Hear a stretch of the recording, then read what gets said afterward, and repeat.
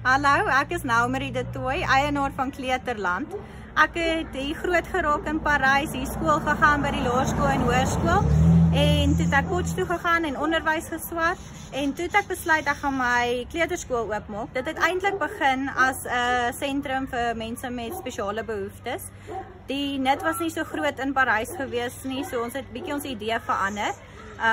So ek en my sussie het hier so aangegaan, ons het die naskool begin en toe het ons laas jaar die kleuterskool ook oopgemaak. En dit is wat ons doen hier so in Parys en dit is maar regtig ons passie en dis wonderlik al die kindertjies wat hier deur die deure kom van Kleuterland. Elkeen het hulle dingetjie waaraan ons kan werk en dis regtig wonderlik om met elke kind te werk.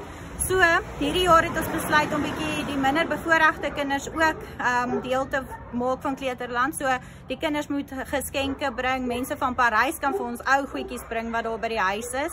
En ons samel alles in vir hulle en dan gaan ons dit vir 'n Kersgeskenk vir die kinders gee van Parys.